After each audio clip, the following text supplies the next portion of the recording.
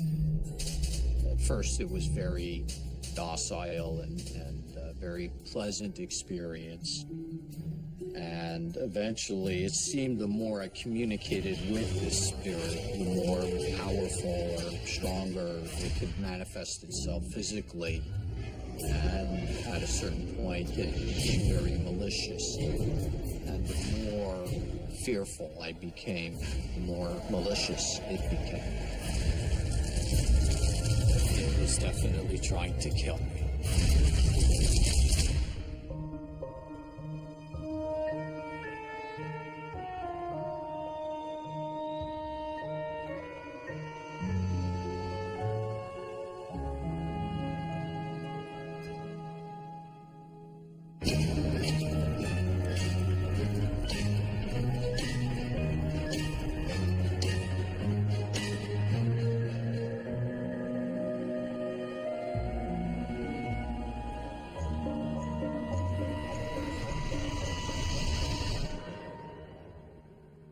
I was born in Montreal, Quebec, and I left Montreal when I was very young, around 10 or 11. Moved to Toronto, lived there till I was till I was 14. Moved to Florida and lived there about 12, 13 years. About 12 years ago, I got a job in Tucson, Arizona. So I drove from Toronto to Tucson, and I was staying in my boss's house, but he wasn't there. He was in Canada. It was a condominium townhouse, with an upstairs and a downstairs. My life at that time, I think, was pretty normal. I was, trying to, recently divorced after 5 years of marriage, so trying to find my path alone again, working and trying to make a life for myself, same like anyone else. Be careful what you wish for.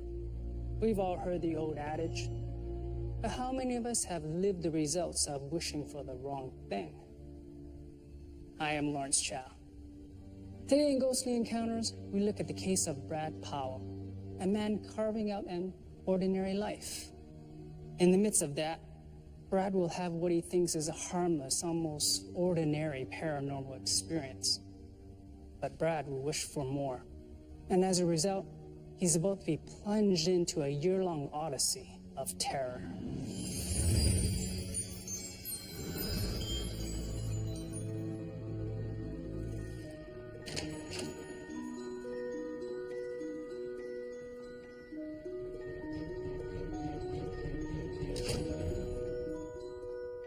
The second or third day, I noticed that the lights would flicker on and off. Particularly this one hallway light in the entrance to the condo. I would look back and say, oh my goodness, what the heck's going on here?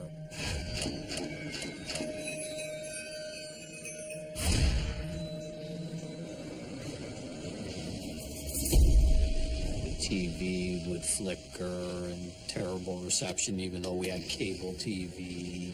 So very often I heard popping sounds and interference with the TV and stuff like that. I suspected that there might be some sort of presence in there because I was always open to that kind of thing. So I just assumed that's exactly what it was. And then as time went on, I realized that there was much more to it than faulty electrical. So I think that was really the very beginning of it trying to attract my attention as best it could.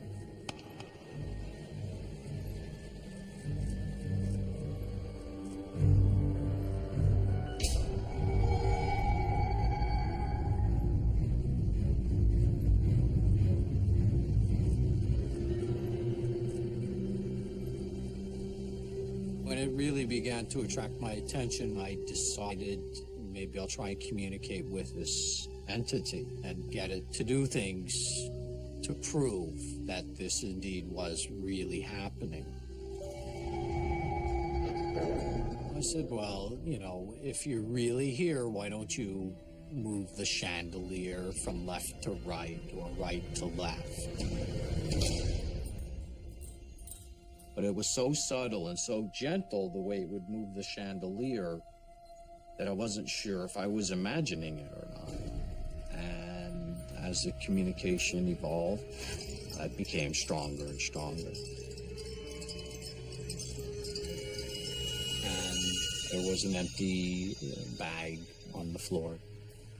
I asked it or suggested to it, maybe if you move the plastic bag, that, you know, I can fully acknowledge your presence. And it did so, and the bag started to lift up and float. It seemed the more I communicated with this spirit, the more powerful or stronger it could manifest itself physically.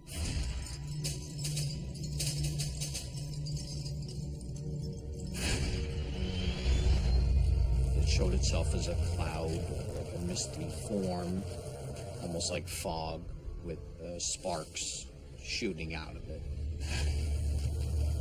The cloud was maybe 1.5 to 2 feet wide, maybe 4 or 5 feet high. I was fascinated by this entity, this energy. I was putting my hand in it, my fingers, to feel it, and to connect with it as well, because at this point, there was no fear. It was neat, it was cool. At that point, there was no question. There indeed was something going on in this house. Initially, when it was being nice like that, I believed it. I thought it was some kind of guardian angel, or, you know, something like that. Something that was pleasant, something that was nice and nothing to be fearful of. That night, I went to sleep and had a nice sleep. And it was the next day that it became very malicious and very scary. Its ultimate goal was certainly to put the fear of God in me.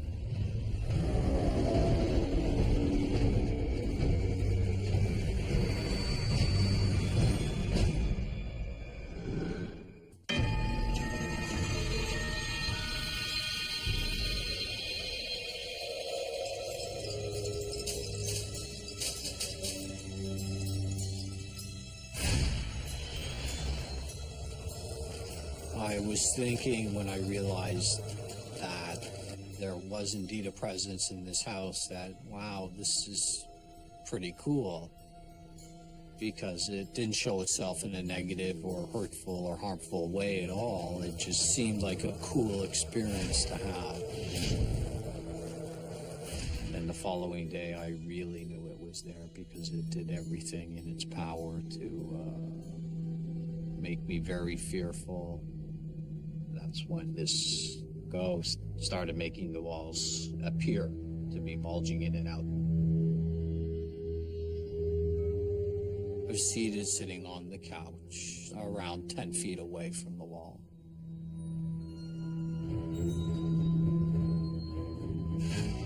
There was one wall that was bulging out.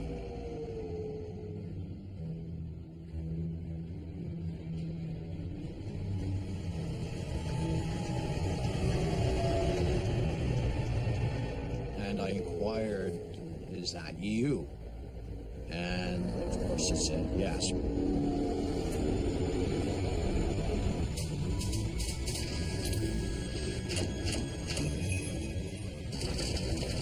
It started showing these ugly, mean, evil faces on the wall. When the faces showed up, it was more like 3D actually, but they kind of moved and there were like shadows with it. But then the faces would change a little bit. They started to become very evil-looking creatures, monsters, whatever you want to call them. Very freaky stuff. Very scary. I remember thinking to myself, what am I going to do next with this situation I've gotten myself into? All kinds of things raced through your mind. It was horrible. There's no question in my mind that that did indeed occur. That was the beginning of an onset of total panic and fear. And the more fearful I became, the more malicious it became. It would also physically attach itself to me when I was trying to sleep.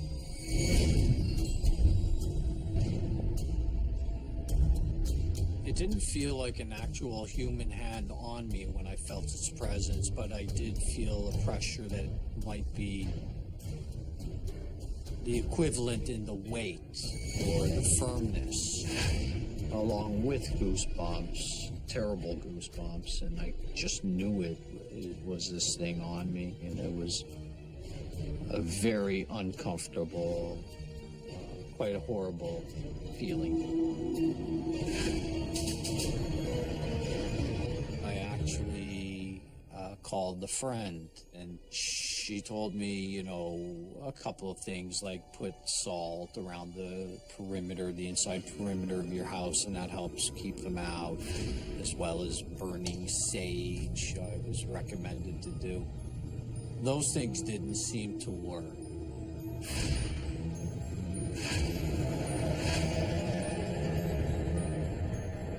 This went on in the house for about a week. But that week was a very, very long, hard week. And I got to a point where I couldn't take it anymore, and I packed my bags and left. I had to quit my job. I hopped in my car and drove from Tucson to Florida. I felt safe in Florida because I used to live there. When I was in the car, I could feel this spirit on me, again with the goosebumps and the pressure as well. It was always there.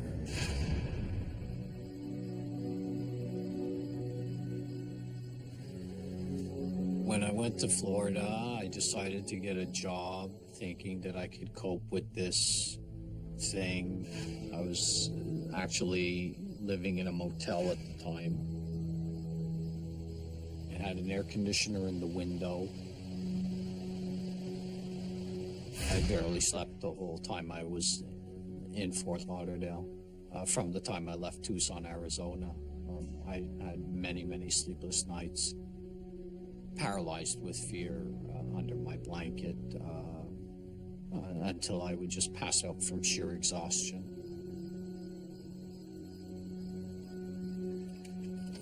One night I was in the motel room. It was in the evening, around 6 o'clock. I'd just gotten home from work, and I hadn't slept in weeks. And I was so exhausted. I knew it was there, but I said, no, I just gotta pretend it's not there and doze off, because, you know, when you're in that state of mind, you need your rest. Things get worse when you're not resting properly.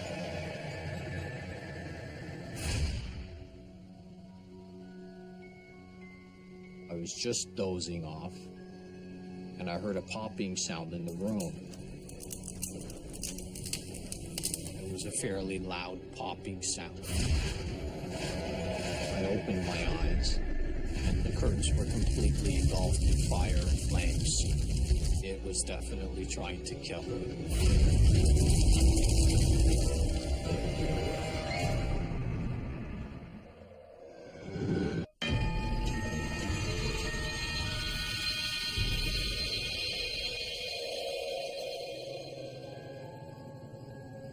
I got a job in Fort Lauderdale. I was actually living in a motel at the time. And I came home from work, and I was just completely exhausted. I needed to rest. My spouse followed me to Florida. Every night it was there with me when I was trying to sleep, just trying to make my hell a little bit more hellish. But I said, no, I just gotta pretend it's not there and doze off. And I heard a popping sound in the room. It was a fairly loud popping sound. I opened my eyes. The curtains were completely engulfed in fire and flames. And there was fire coming from the carpeting, up the wall, and up the window and the curtains, and up to the ceiling. And the room was completely, instantly packed with smoke. I grabbed my things out of the room with the fire still going on. And this is all a matter of seconds. And then I ran right back in and put the fire out. Looking back, had I fallen asleep, who knows what would have happened. It would have certainly been a deep sleep. There's no question that this thing started the fire somehow. This entity was definitely trying to kill me. And at that point, I knew it was time to check out. I needed to be alone. I realized that I needed to focus all of my energy on trying to deal with this and cope with this and to get through it. And that's when I decided to go to buy a tent and a sleeping bag and go camping. I quit my job and I drove near Naples, Florida on the west coast to a state park. And I camped out in the swamps, which was very hard, very, very hard to do. Well, things changed for me because I had very little money. So my priorities changed, and that was eating, making a fire.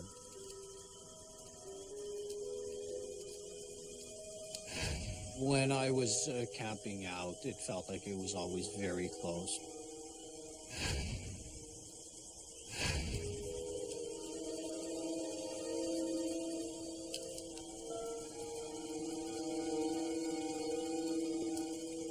This ghost constantly, persistently, dozens and dozens of times would try to attach itself to me.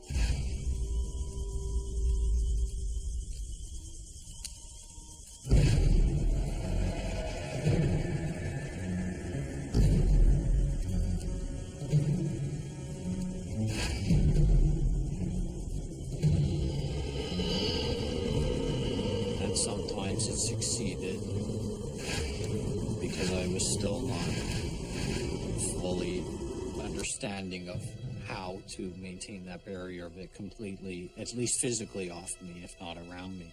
I knew it was this energy, this entity was in complete control of what was going on. I was just completely lost.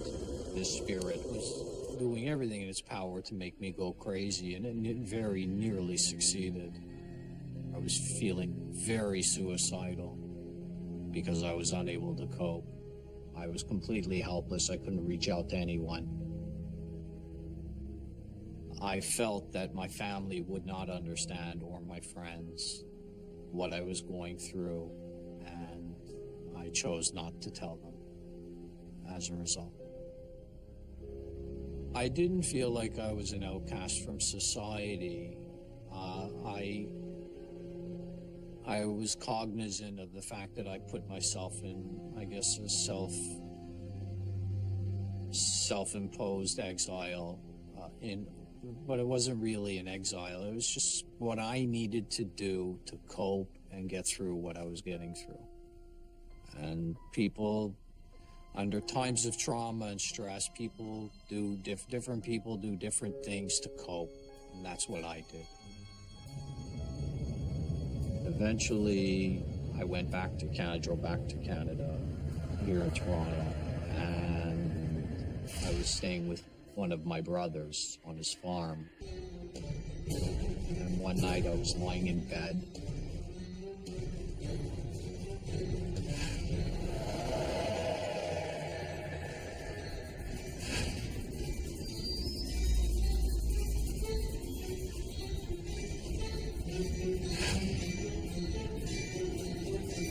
And I felt this ghost once again trying to do me harm.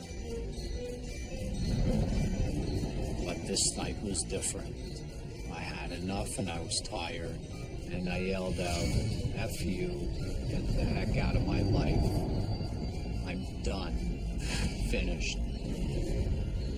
And I was very angry. Just angry at myself and the situation, and a year of torment, a year of hell with this thing. And I can instantly feel a change of the vibe, the energy around me. I knew that something big had just occurred. And this spirit actually started to communicate to me in a very real way for the first time, in a nice way. I do remember saying it was an old man that had died, and that it was also apologetic for what it did to me, that it was just, he was very angry and frustrated because he was trapped or stuck in a different realm, in our realm. And I actually ended up having to console it or him in those last moments. And I told it, now it's time for you to go to the light. It was a little bit scared, and I had to coax it, or him, as nicely and gently as I could, that it was doing the right thing by going to the light. And then it went to the light, and it was over. After it left me, my immediate feeling was, wow, I'm free. I felt a little bit of peace, which was very welcome. And I knew when it was over, I knew it was over. I definitely felt more empowered, but the sense of freedom I remember most. It felt like that 900-pound gorilla fell off my back, and it was an amazing feeling. It's a good question to ask why I didn't get angry before. And I just don't know. I think it's probably because I wasn't ready. I wasn't ready to let go of the suffering that I was going through. And I think in life, people choose their own suffering. Whether it's unconscious or somewhere between unconscious and conscious, I think we do that.